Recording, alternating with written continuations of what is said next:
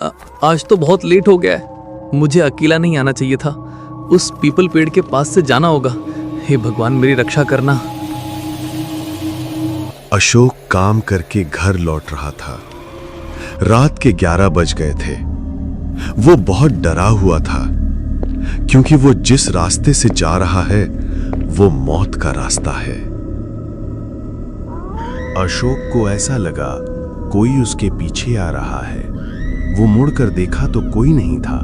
वो फिर से चलने लगता है।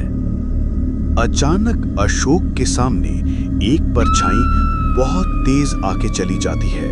अशोक बचाओ, चिल्लाते बचाओ, हुए दौड़ने लगता कोई है, बचाओ, ये मुझे मार देगी, बचाओ। अशोक एक जगह रुका और चारों तरफ देखा। वो डर से कांप रहा था। तभी उसे एहसास होता है कोई उसके पीछे खड़ा है। वो पीछे मुड़ने की हिम्मत नहीं कर पा रहा था। अशोक किसी तरह हिम्मत करके पीछे देखा। उसके सामने एक भयानक शकल वाली औरत खड़ी है और उसे घूर रही है। उसे देखते ही अशोक कांपने लगा। तभी वो चुड़ैल तेज नाखून वाला हाथ अशोक के सीने में घुसा देती है। अशोक की वहीं मौत हो जाती है।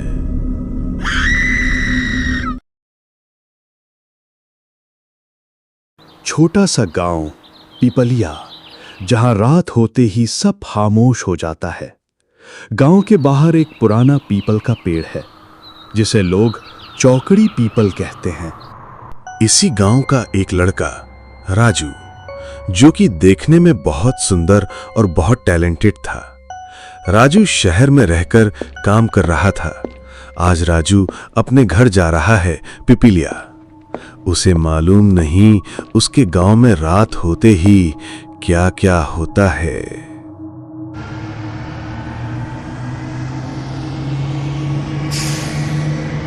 गांव जाने के लिए राजू बस स्टैंड पे बस का इंतजार करता है। थोड़ी देर बाद बस आता है। राजू बस में चढ़ता है और अपने गांव जाता है। राजू का घर शहर से 50 किलोमीटर दूर है, इसलिए उसे गांव जाने में शाम हो जाता है। कुछ देर बाद बस राहुल के गांव का बस स्टॉप में पहुंचता है। राजू बस से उतर के अपने गांव जाता है।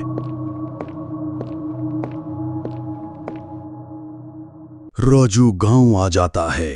बहुत साल बाद गांव में आया था, इसलिए उसे सब कुछ नया नया लग रहा था। गांव के लोग, घर, पूरा गांव, उसे सब कुछ अजीब लग रहा था। वो पिपलिया पेड़ के पास रुककर पेड़ को देखते हुए कहता है, अरे वाह, वही पुराना पिपलिया।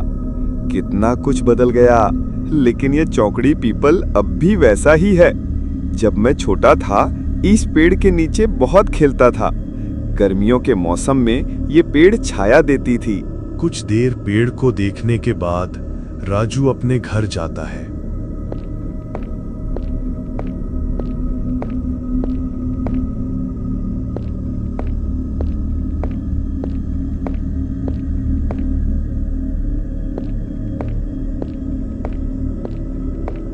उसके घर में उसकी बूढ़ी दादी, माँ और उसके पिताजी थे। वो दोनों बहुत ही वयस्क हो गए थे। राजू को देख के बहुत खुश होते हैं। उस रात खाना खाने के बाद राजू की दादी राजू से कहती है, राजू बेटा, उस पीपल के पेड़ के पास मत जाना। राजू आश्चर्य से पूछता है, क्यों दादी, क्या है वहाँ? लोग उस पेड़ के पास जाने से डरते क्यों हैं? उस पेड़ के नीचे रुकने वाला कभी लौट कर नहीं आता बेटा। कहते हैं वहां रात को वो आती है और जिसकी नजर उससे मिल गई उसकी रूह भी वहीं अटक जाती है। रात के समय उस पेड़ के पास ना जाना। अरे दादी, अब कौन इन बातों पर यकीन करता है? आज के समय ये सब कोई विश्वास नहीं करता। यकीन तब आता है जब भूल हो जाती है। मैं जो कह रहा हूँ वो सच है। तुम शहर में रहते थे, इसीलिए तुम्हें उस पेड़ के बारे में कुछ मालूम नहीं। राजू शहर में रहता था, इसीलिए वो दादी की बात पर यकीन नहीं करता। थोड़ी देर बाद सब सो जाते हैं। उस गांव में रात होते ही एक अजीब सी खामोशी छा जाती थी। 12 बजते ही राजू उठ जाता है। सब सो रहे थे, तब वो अकेला गांव के बाहर उस पीपल के पेड़ की तरफ जाता है।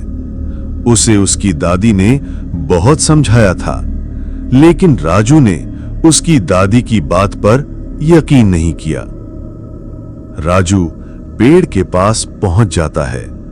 वहां एक अजीब सी खामोशी महसूस हुई, जैसे कब्रिस्तान में रात के समय होता है।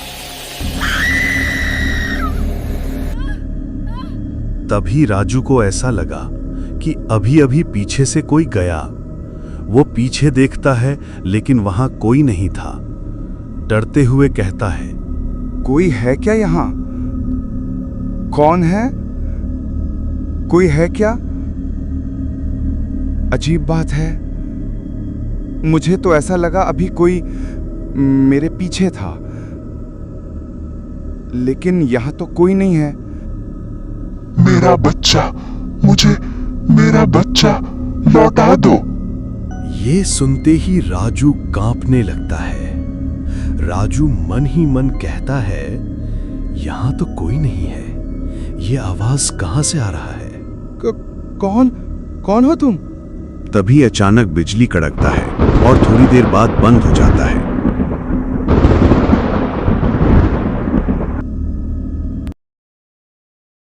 अगले दिन सुबह घर के सभी उठते हैं, लेकिन राजू दिखाई नहीं देता। राजू की मां सबसे पूछती है, पड़ोस की लड़की लक्ष्मी, उसने कल रात 12 बजे राजू को पीपल के पेड़ की तरफ जाते देखा था। राजू तो रात को पेड़ के पास गया था, फिर अब तक लौटा क्यों नहीं? उस पीपल पेड़ के नीचे गांव के लोग जमा होके कुछ देख रहे थे। तभी राजू के घर वाले राजू को ढूंढते हुए जाते हैं। घर वाले जब पहुंचे तो राजू पेड़ के नीचे बेसुध पड़ा था। उसकी आंखें खुली थीं, मगर वो कुछ बोल नहीं पा रहा था। उस पीपल की पेड़ ने बहुत लोगों की जान ली थी। उसकी वजह से लोग शाम होते ही निकलना बंद कर दिया। फिर भी आज और एक शिकार हो गया। ये क्यों हो रहा है, सिर्फ राजू की दादी जानती थी। इसीलिए गांव वाले गुस्से से पूछते हैं, बुढ़िया, तू ही कुछ जानती है। क्या है इस पीपल का सच? बता दे। और कितने लोगों की जान जाएगी? मैं और ये नहीं देख सकता। ये सब क्यों हो रहा है, बता दे। मैं तुझसे हाथ जोड़कर विनती करता हूँ। उस पेड़ के नीचे सालों पहले मेरी बहन को जलाकर मारा गया था। उसका बच्चा भी वही मारा गया। अब उसकी आत्मा वही भटकती है। जो भी माँ बेटे की बात करता है वो उसकी पुकार सुन लेता है और फिर क्या? आगे बता। फिर उसकी रूह कभी पूरी नहीं होती, जैसे राजू की। आज भी जब रात के 12 बजते हैं, चौकड़ी पीपल की छांव में कोई और दिखाई देता है। कभी रघु, कभी वो औरत, और कभी बस एक गुड़िया।